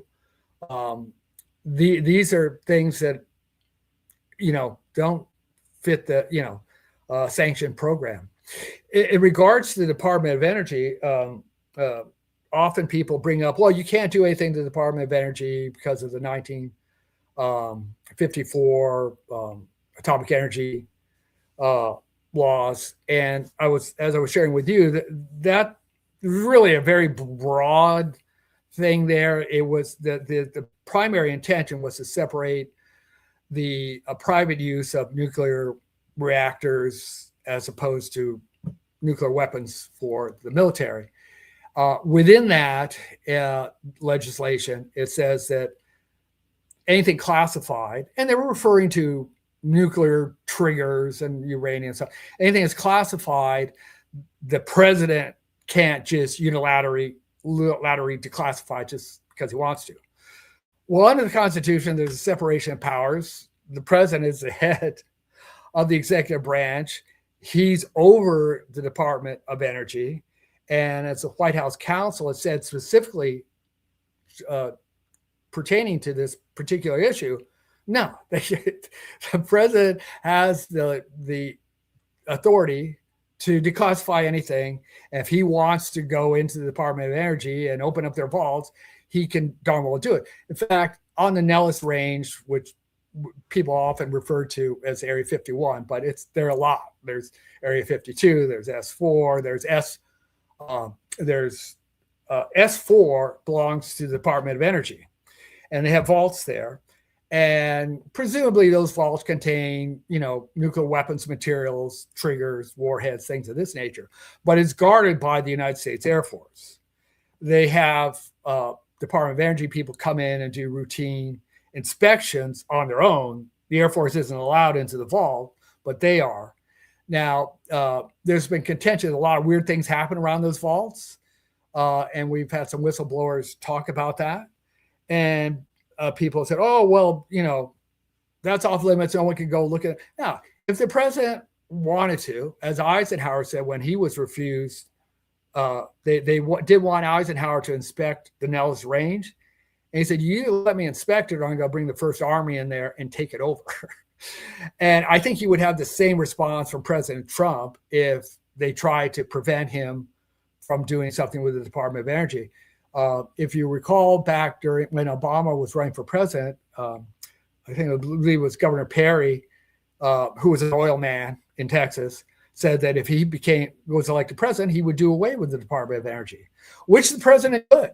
he could do away with the Department of Education or Transportation, Department of Energy. He could just say no, and now it's, you know, the Department of Smiley Faces or whatever, you know, and appoint new people in there and everything, and just dismantle the whole thing. So yes, would there be a kerfuffle about it if he tried to release something like that? And it might go to the Supreme Court and a decision made. They might want to hold off doing anything until the court came down. But I have no doubt that the president would be allowed to declassify anything he wanted if he wanted to choose to do that. So that's where the Department of Energy comes into this. And that's why, because a lot of people out there don't know what's the Department of Energy have to do with UFOs, because anything that's considered radioactive falls under their jurisdiction. And I've shared that there are two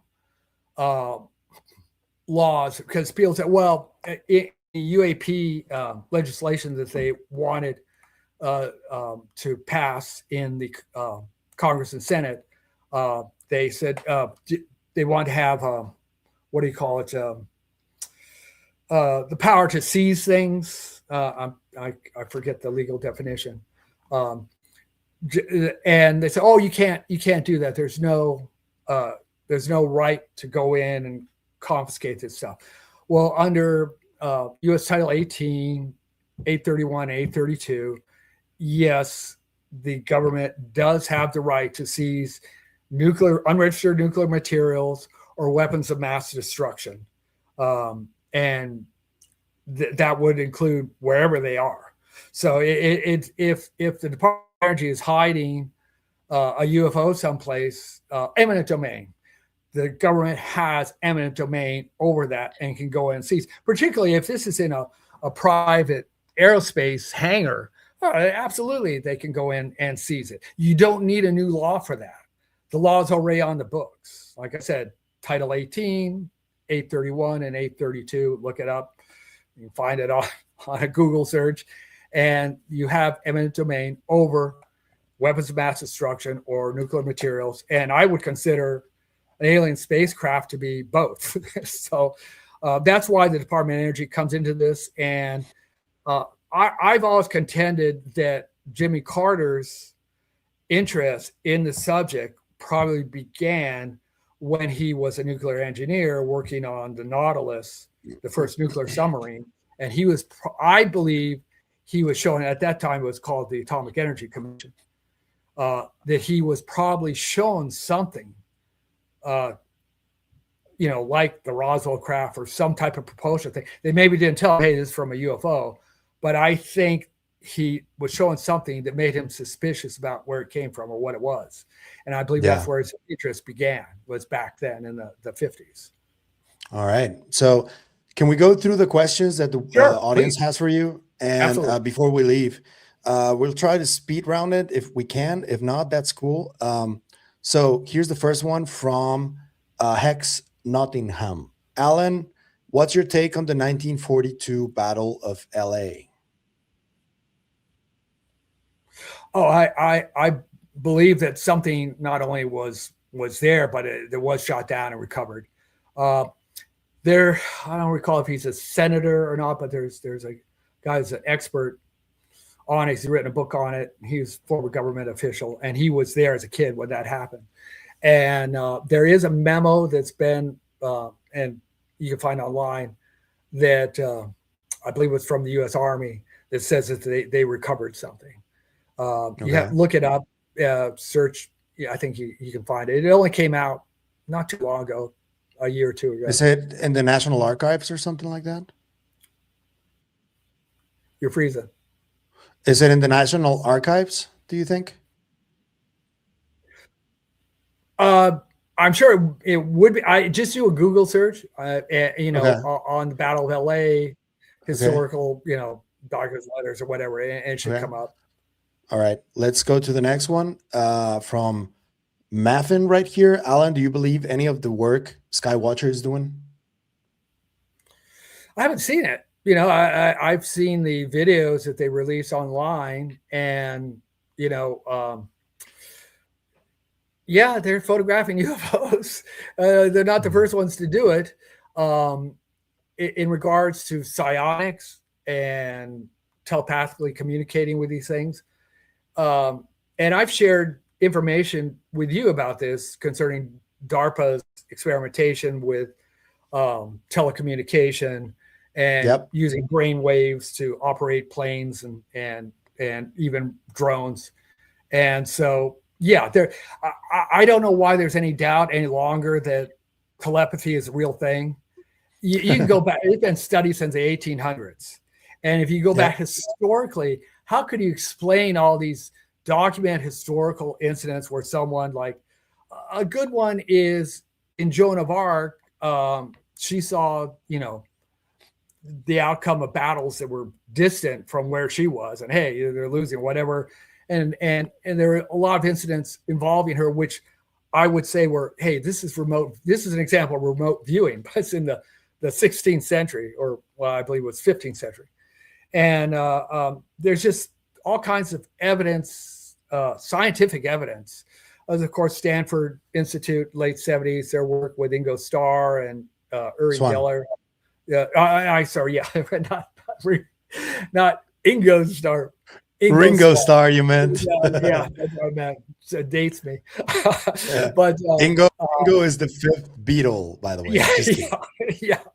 And his work, including his work with influencing random generator output, which is interesting. That's where they have a computer that's randomly putting out numbers, ones and zeros, and he was able to influence that.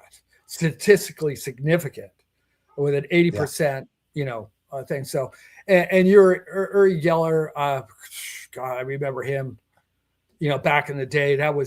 He was huge, and he seems to kind of have lost that a little bit, right? Like that well, power. he's much older. I can tell you, people go like, "Oh, you can't bend a spoon." That was a party thing that everyone was doing back in the day. I had friends that were doing it. I did it one time, and I don't know what it is, if it's a thing of physics or whatever, but it can be done. It can be done. And so do I believe in telekinesis, which is moving objects with your mind? Yeah, there's something to it, and there used to be, back in the 70s, we had departments at Stanford, at Duke, Purdue, all had paranormal departments that were investigating telepathy and telekinesis and what we call today remote viewing. And I've spoken with Russell Targ, who lives here in the San Francisco area, and he does it every morning. He'll actually, he doesn't need a newspaper. He's reading the newspaper before he wakes up, and then he goes to the internet. Oh yeah, that's what I saw last night. So yeah, there's definitely something to that. All right, let's go to the next one. And this is a very interesting question, I think. Dandelion Thrive says, I am curious what he thinks our society will be like after disclosure. Well, it could be very much like, Venice after Marco Polo returned. I think it'll be a long time. Even if they roll out bodies on a stage, it'll be a long time before everybody says, oh, no. People go, well, why does the president say something? Are you kidding me? If President Trump came out and said, yes, we're not alone, it would be more divisive than anything that's come out. There'd be one side go, oh, he's on fire, liar, blah, blah, blah, blah. And then the other side, no, he's, it's the second coming. It will take a long time before humanity as a whole, can accept that we're not the apex of creation, that we may not be all that they may not really be interested in us. They may not really care if we kill ourselves. They may only care that we F up their living quarters, If they're here on this planet and they're, getting resources from here, or they're living in the ocean. So they say, hey guys, knock it off. You're messing up the ocean. We're trying to live here, and you guys are, we're pulling garbage out of our spaceships exhaust pipes because of all the crap you put in the ocean. So yeah, I think it'll be a long time before we really get it. And I've spoken to Richard about it because Richard has his theory about the next evolution of man, his theory, and I disagree with him. He foresees, the use of genetic splicing and all this. I'm more on the side of like Donald Hoffman, that this is a virtual reality. And I sort of a simulated reality, right? Yeah, a simulated reality, and that's a long discussion, but there's math that it shows that, and I think if anything, what we're seeing in AI is the next evolution. That what's happening with AI now is a natural splitting off. That AI, super intelligent virtual reality, that the universe that we exist in is writing its new code, and that will split off into another universe. That this will become a super intelligence, and that's how this whole thing propagates. That's why there's millions of virtual realities, because this thing is self-propagating, and that's my thinking right now. As far as alien intelligence and stuff, yeah, we all share the same virtual reality. I don't think they are, phantasms or anything, but they're just part of the universe, just like reindeer or polar bears or whatever. Yeah. They just live on another planet or on the ocean or whatever, All right. Awesome. This is one from The Wrath of Can't Even. Shout out to her. It says, do you believe in truth in fiction? A lot of notions of breakaway groups in power remind me of things we've seen in sci-fi movies. Yeah, as I was sharing earlier in our conversation, there was a time that I thought these were just explorers, but now I believe one or more have at least established soft colonies here on the planet, and that these other civilizations that they may be involved with other civilizations that are trading with them, and we see them, and they may take a little journey around the planet to see, what else is here besides our friends under the ocean or whatever, because when I was at A.P.R.O, today we talk about the Greys, the reptilians, the Nordics, and the mantis. But if you look at the literature, and you can go online and look at the A.P.R.O bulletins that went out monthly for years and years, there are hundreds of alien encounters. You could just sit there on a piece of paper and draw what you would think an alien would look like. And I guarantee you almost guarantee there's one out there that fits that description. We didn't refer to them we would just say they're humanoid because they had 2 arms, 2 legs, and a head. Sometimes they had spacesuits with helmets. Sometimes they were just covered with hair, tall, short, some 8 feet tall, anything you can imagine, there's somebody that saw it over this time. And so it could be that there's one or more civilizations, just like the Amazon tribes don't know about us, just like the people of Italy didn't know about the Chinese. We may not know about one or more civilizations inhabiting this planet that are far superior to us. And they may be having trade with other planets in the universe that come here and trade, take a vacation, whatever, or are exploring, because there's just too many. I mean, we're looking at, and Richard has crunched the numbers, we're looking at 50,000 good observations a year annually on average. So and we think that that's only one of 10 actual sites because they don't all get reported. So you're talking about,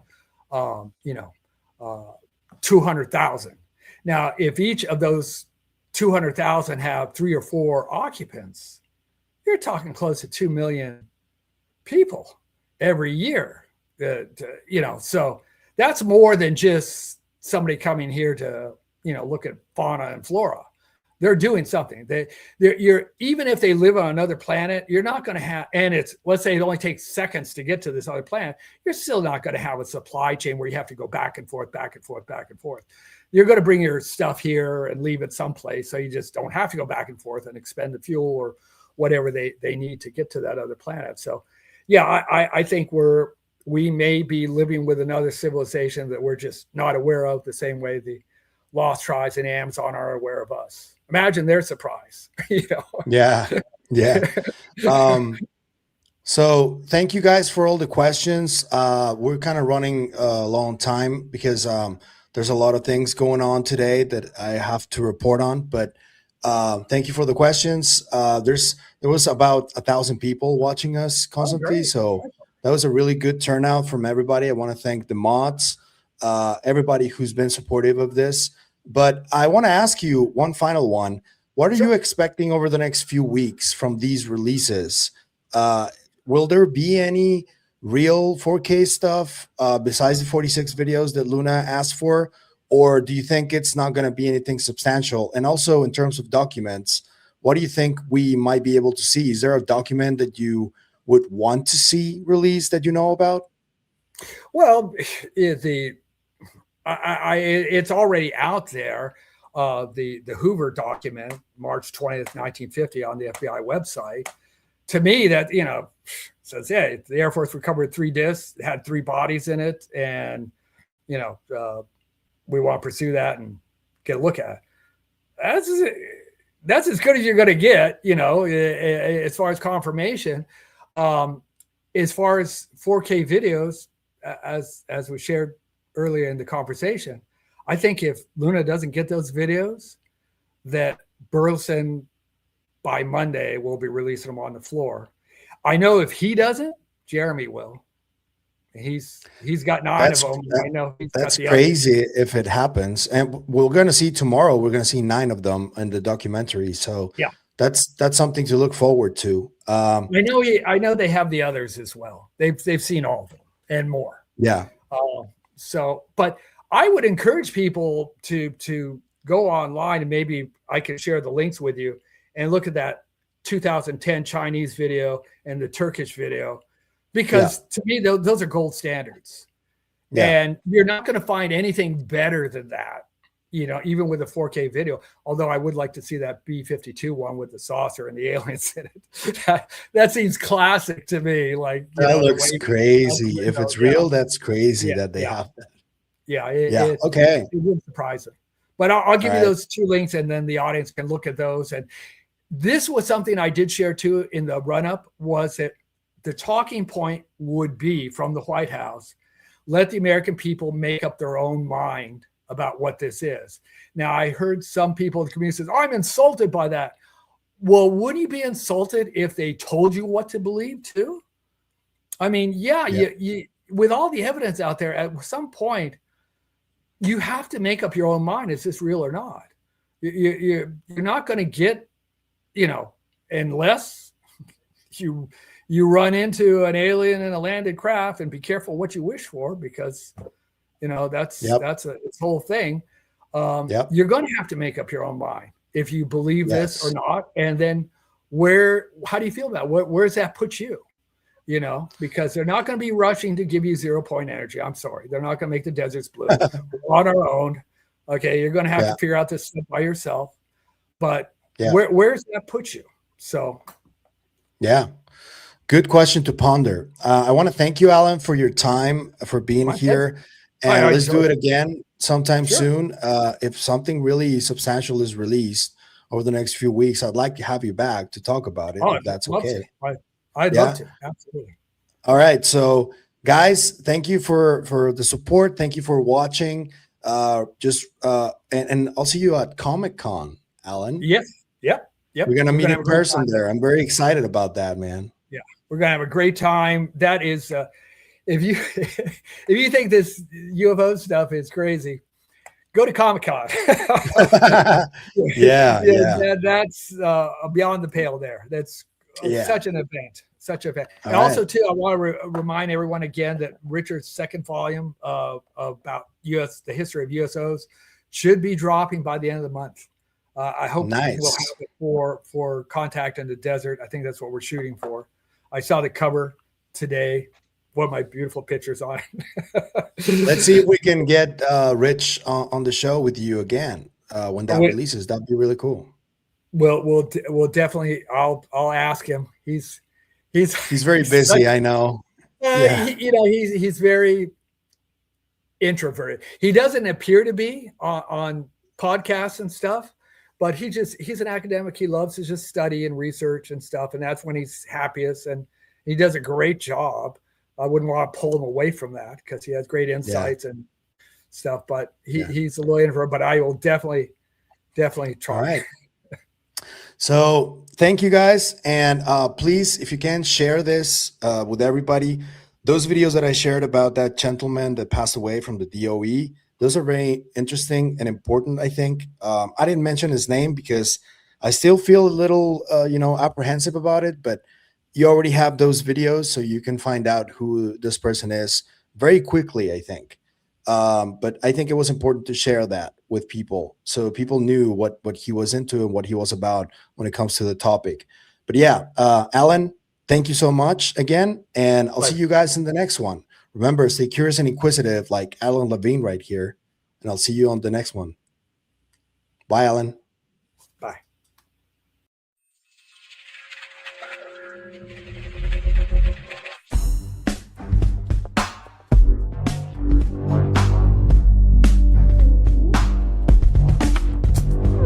Psicoactivo.